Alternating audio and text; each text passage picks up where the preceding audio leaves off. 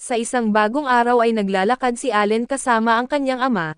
Tinanong niya kung paano isinasagawa ang seremonya ng pagsusuri at ipinaliwanag ng kanyang ama na ito ay isang espesyal na okasyon kung saan lahat, mula servo hanggang maharlika ay kailangang lumahok kapag sila ay umabot sa edad na 5 taon. Kung sakaling may talento siya ay maaari kang makaalis sa pagiging servo, ngunit ang problema ay marami kang magiging karibal at tinanong ni Allen kung bakit niya nasabi iyon kaya't ikinwento ng kanyang ama na simula nang manirahan sila sa mga lupang iyon, sunod-sunod ang panganganak ng mga tao at mas malala pa kaysa sa mga kuneho. Ngayon ay maraming bata ang malapit ng mag-5 taon at isa na roon si Allen, bigla nilang narinig ang maliit na si Karina at ang ama nito mula sa malayo, kaya nagpasya silang pumunta ng magkasama.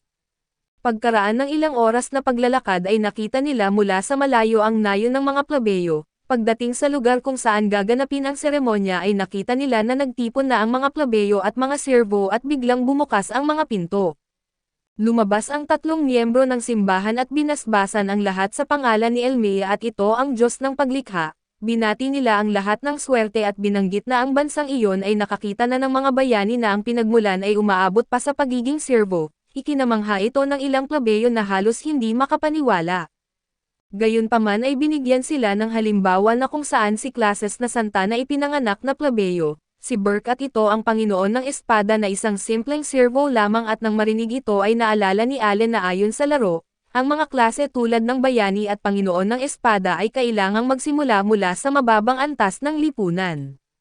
Bagamat mga setting lang iyon ng laro ay iniisip niyang ina-apply din iyon sa buong mundo kaya't naiintindihan niya kung bakit lahat, mula sa pinakamataas hanggang sa pinakamababa, ay kailangang dumaan sa seremonya at matapos ang pagpapakilala ay pinapasok na sila. Sa loob ay napansin ni Allen ang mga estatwa ng mga Diyos na sinasamba sa lugar at ang nasa gitna ay si Mea, ang Diyos ng paglikha na nagpapaalala sa kanya noong panahong nagpadala ng liham ang mga developer. Sa mismong sandaling iyon ay nagsimula na ang seremonya ng pagsusuri. Unang pinapasok ang pinuno ng nayon ng Boji at ang kanyang anak na si Pelomaz, sinabihan ang bata na ilagay ang kanyang kamay sa bola ng kristal at kapag ginawa niya iyon, lalabas ang kanyang mga parametro sa plakang metal. Ginawa iyon ng bata at natuklasan na may talento siya bilang mangangalakal, masayang-masaya ang kanyang ama at agad siyang binati at sunod-sunod na dumaan ang mga tao at may ilan na walang talento, habang ang iba naman ay nakakuha ng talento bilang gumagamit ng palakol na may rango A ang attribute. Patuloy ang pagdaan ng mga tao hanggang sa si Allen at Karina na lang ang natira, pinapasok ang may buhok na kulay rosas na bata at tumakbo siya ng napupuno ng excitement at nang ilagay niya ang kanyang kamay, nagningning ang bola ng kristal ng sobrang lakas na ikinabahala ng lahat. Ngunit namangha ang mga miyembro ng simbahan dahil lumabas na may talento siya bilang Panginoon ng Espada. Isa sa mga pinakamagagandang talento at nang marinig ito ay natuwa ang lahat, at hindi makapaniwala na may Panginoon ng Espada sa kanilang maliit at liblib na nayon. Binati siya ng kanyang ama at gayunpaman ay nadismaya ang bata dahil hindi ito espadachin, si Allen naman ay nanatiling kalmado at inaasahan na rin niyang may lalabas na ganitong talento para ipaliwanag ang sobrang lakas ng bata. Walang ibang abala ay pinapasok na ng Reverendo si Allen at ang ating bida ay kinakabahan, dahil sa wakas ay malalaman na siya ay isang invoker kaya't inilagay niya ang kanyang kamay sa bola ng kristal, at ito ay nagliwanag ng husto hanggang sa tuluyang mapatalon palayo si Allen at mukhang sobrang ganda ng resulta. Ngunit nang lumapit siya sa Reverendo at tanungin kung ano ang kanyang talento at sinabi nito na sa kasamaang palad ay wala siyang talento, hindi ito matanggap ni Allen at lumapit siya para tingnan mismo ang kanyang mga parametro, at doon niya nadiskubre na lahat ay nasa ranggong E. Sa inis ay ininsulto niya ang mga developer at hiniling na matutong mag-debug ng laro, dahil wala nang makakaalam na siya ay isang invoker at sa sandaling iyon, lumapit ang kanyang ama at nang hindi na binanggit ang nangyari ay sinabi nitong umuwi na sila dahil hinihintay na siya ng kanyang ina sa bahay. Pagbalik nila ay masayang sinalubong sila ng kanyang ina at kapatid, sa gabi ay sabay-sabay silang naghapunan at sinabi ng kanyang mga magulang na hindi mahalaga ang mga talento, dahil siya ay palagi at mananatiling kanilang ipinagmamalaki at ikinatutuwa. Dahil sa pagiging maunawain ng kanyang mga magulang, nagpasalamat si Allen na pinayagan siyang ipanganak sa pamilyang iyon at nagtapos ang eksena sa isang yakap ng buong pamilya. Habang natutulog ang lahat ay sinusubukan naman ng ating bida ang kanyang Grimorio. sinabi niyang may bago siyang natutunan noong araw na iyon at siya lang ang nag-iisang naglalaro sa mundong iyon sa Hell Mode, dahil lahat ng nasa seremonya ay 5 taong gulang at ibig sabihin ay dapat level 1 silang lahat tulad niya. Gayunpaman ay malamang na ang sistema ng ranggo ay nagpapakita ng dami ng paglago na maaaring asahan sa tuwing tataas ang level, kaya iniisip niya na ang dahilan kung bakit nasa ranggong E ang lahat ng kanyang attributes ay dahil 100 lamang ng normal ang progreso sa Hell Mode. Kung iisipin iyon, ang mga ranggo ay nagpapakita lang ng parehong bahagi ng tunay na halaga, iniisip niya na sa karaniwang tao at mababaliw sila sa ganitong sitwasyon pero hindi iyon ang kaso niya. Nasa mundong iyon siya para ilagay sa tamang lugar ang mga pangkaraniwang laro, bagamat kailangan muna niyang ipagawa sa mga developer ang larong iyon na sa tingin niya ay nakakatawa at hawak ang Grimorio, plano niyang magsulat ng reklamo at ilabas lahat ng kanyang saloobin. Kinabukasan ay nakitang naglalakad siya kasama ang kanyang ina at tinanong niya kung ano ang nangyayari sa kanyang ama, dahil kumikilos ito ng kakaiba at sinabi ni Teresia na ganito na ito mula nang umuwi ng gabi-kagabi. Mamayang hapon ay pupunta sila sa bahay ni Gelda para magdiwang sa talento ni Corina. Masayang ikinwento ng bata na nalaman niyang mas maganda ang kanyang talento kaysa sa espadachim at nagkunwari si Allen na nagulat at tinanong kung totoo iyon. Nagpatuloy si Corina at sinabing lalo na siyang lalakas ngayon. Sa sandaling iyon ay binanggit ni Gelda na dumaan ang pinuno ng nayon sa kanilang bahay at nagbigay ng alak bilang pang-celebrate. Natuwa si Rodan ngunit naalala niyang may inis siya sa pamilyang iyon kaya't binati na lang niya sila at hiniling na ma-enjoy ang alak. Binigyang diin ni Gelda na sa kanilang bahay ay ang mga bisita ang unang umiinom at nang mapansin iyon, tinanong ni Allen kung nagseselos ba ang kanyang ama dahil sa usapin ng mga talento, ngunit agad niya itong di pinansin dahil naalala niyang hindi ganoon ang kanyang ama. Sa sandaling iyon ay narinig niyang nagsisimula ng magtalo ang dalawa. Sinabi ni Rodan na may napakagandang talento si Corina at dapat itong ipagdiwang at dahil dito, hinihingan siya ni Gelda ng paliwanag kung bakit niya sinabing puputulan nila ang ugnayan sa kanilang pamilya. Nilinaw ni Rodan na hindi niya iyon gusto ngunit dahil sasali si Corina sa kabalyero at maglingkod sa bansa, hindi raw nila dapat sayangin ang oras sa pakikisalamuha sa mga servo at doon naintindihan ni Allen na sinusubukan lang ng kanyang ama na gumawa ng pabor na malinaw namang hindi hinihingi. Hinawakan ni Gelda si Rodan at sinabing hindi naman iyon mahalaga subalit iginiit ni Rodan na mahalaga iyon, kaya lalo pang lumala ang kanilang pagtatalo at nakikitang papalala na ang sitwasyon, hiniling ni Allen kay Corina na mapakalma sila.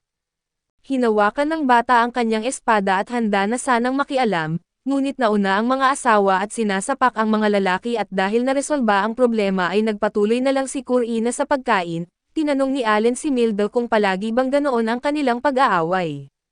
Sumagot ito na oo pero nakatulong ang pagiging magulang para mas kumalma sila, dahil noon ay nagkakasuntukan pa raw sila at ikinwento ng mga ina na ang apat ay magkaibigan na mula pagkabata, lumaki sa iisang nayon at 10 taon na ang nakalipas ay kumalat ang balita tungkol sa pagtatatag ng bagong nayon. Kaya sabay-sabay silang sumama sa plano at nagkaroon pa sila ng group discussion tungkol sa pagtutulungan sa paggawa ng kani-kanilang mga bahay. Tinanong nila si Allen kung napansin niya bang pare-pareho ang disenyo ng kanilang mga bahay at sumagot siyang oo.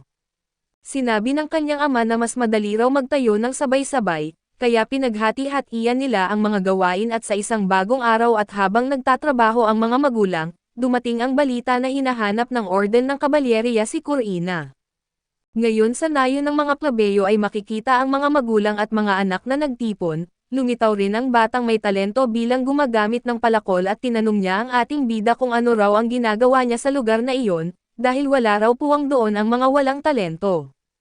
Nagalit si Corina nang marinig iyon at sinubukan na suntukin ang bata ngunit pinigilan siya ng kanyang ama, biglang nag-anunsyo ang pinuno ng nayon na dumating na ang orden ng kabalyeriya at umiwas ang mga tao. At namangha ang batang may palakol dahil ang mismong kapitan ang dumating at isa itong master ng espada. Lumapit ito sa pinuno ng nayon at agad na nagtanong tungkol kay Corina kaya't kaagad siyang tinawag. Dito natin nakitang lumapit ang batang may pulang buhok at ang kanyang ama at maayos na nagpakilala ang bata at nang makita siya ng malapitan, iniutos ng kapitan na magdaos ng isang duelo. Kinwestiyon ito ni Gelda at sinabing 5 taong gulang pa lang ang bata at hindi pa man lang nakakahawak ng tunay na espada, ngunit ipinapaalala ng kapitan na Panginoon ng espada ang kanyang talento, kaya hindi raw dapat iyon maging problema. Malamig ang tingin niya habang tinatanong kung nagsisinungaling ba sila at naglakas loob na maisahan ang isang baron. Tinawag ni Granbell ang kanyang vice captain at inutusang maghanda at nalito ang ating bida. Ipinaliwanag ng kapitan kay Gelda na ang pagpeke ng resulta ng seremonya ng pagsusuri ay may parusang kamatayan, kaya kailangan nilang tiyakin kung totoo ang talento ng bata kaya't inanunsyo ang duel sa espada. Nagulat ang lahat at nakiusap si Gelda na huwag na itong ituloy subalit nilinaw ng kapitan na kung hindi lalaban ang bata, buong pamilya nila ang papatayin at walang anumang takot na ipinakita ang bata at nang makakita siya ng tunay na espada, natuwa siya at sinabi sa kanyang ama na lalaban siya. Makikita silang magkaharap ng vice captain at nagpakilala silang dalawa, at dito nalaman na Leybrand ang pangalan ng lalaki at unang umatake ang bata at inundayan niya ng espada ang kalaban at umatras at gumanti si Leybrand, ngunit na-block iyon ng bata. Nang muntik na niyang tamaan ang kalaban ay gumamit ng paa ang vice captain at sinipa siya papunta sa pader, nagalit sina Gelda at ang iba at hinihinging itigil na ito kaso tumayo si Corina at pumasok sa berserker mode, na may sobrang bilis at lakas at sumugod kay Leybrand.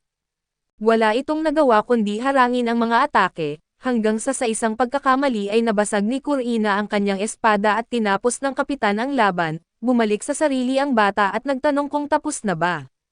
Masayang masaya at nagpasalamat siya sa vice captain, ngunit bumagsak ito sa lupa dahil sa matinding pagod at nang makita ang nagawang iyon, natuwa si Gelda at nagdiwang kasama ang mga sundalo.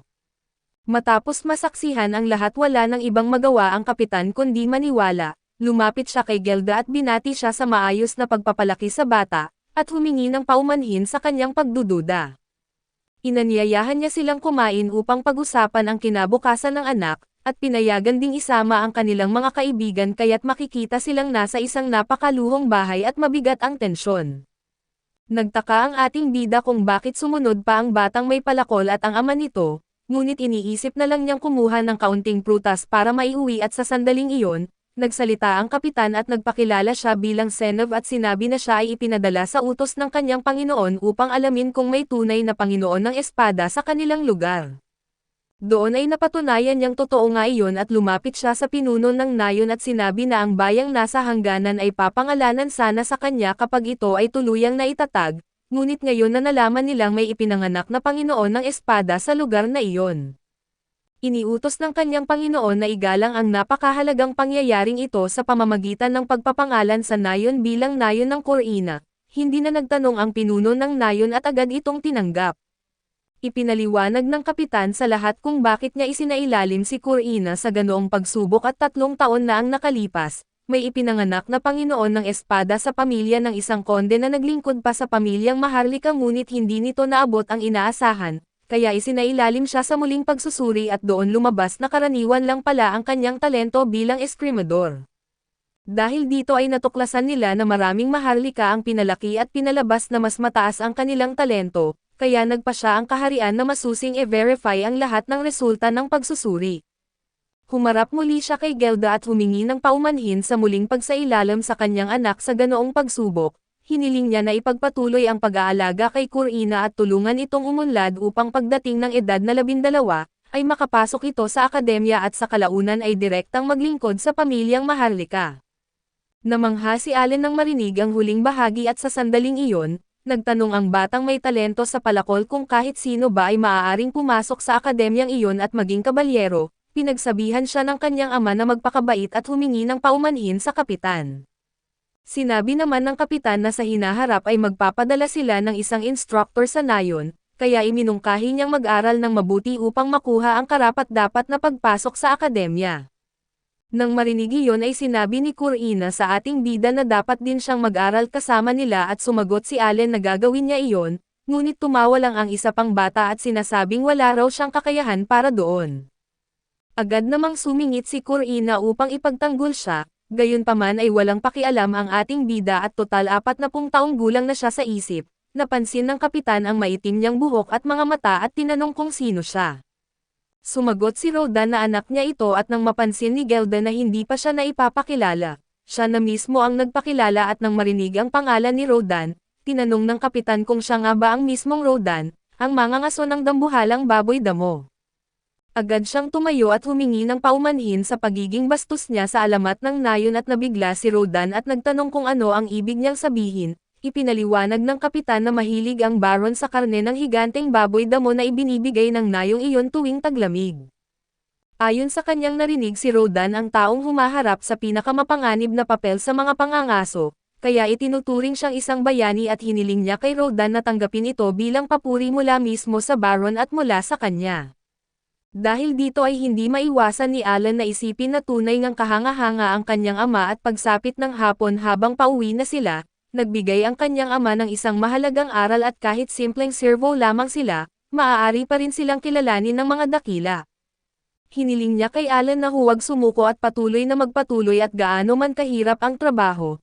Nangako ang ating bida ngunit binago ang usapan at inilabas ang ilang prutas na kinuha niya para sa kanyang ina.